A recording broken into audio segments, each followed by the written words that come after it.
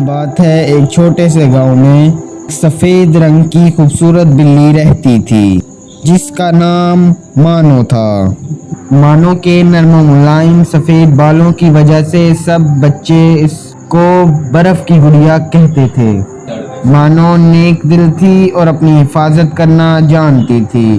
مانو کے 3 بچے تھے، ان کا نام میاؤں، چن چن اور گڈی تھا۔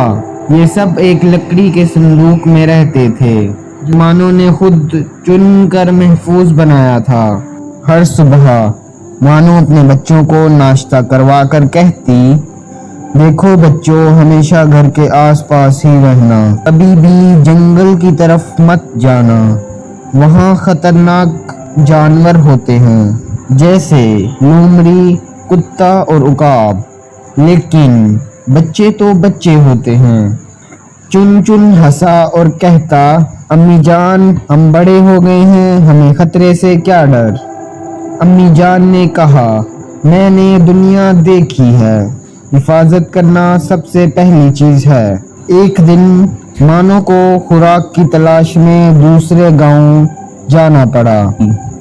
جو ہی مانو گئی، چن چن نے باہر جھانکا اور کہا، آؤ بھائیو، آج ذرا باہر کی دنیا دیکھیں۔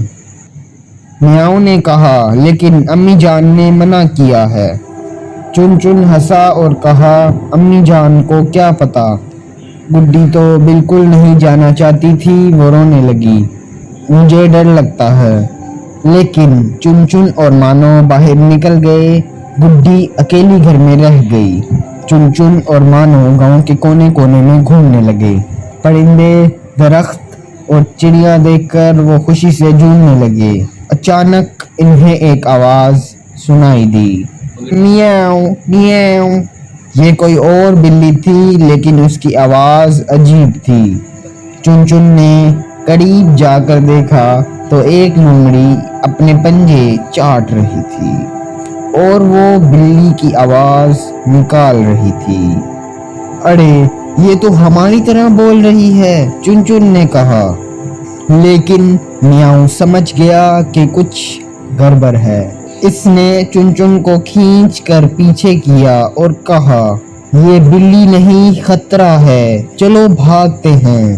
لومڑی جھپٹنے ہی والی تھی کہ دونوں بچے بھاگ کھڑے ہوئے۔ ادھر گڈی صندوق کے اندر بیٹھی تھی، ڈری ہوئی، لیکن امی جان کی باتوں کو یاد کر رہی تھی۔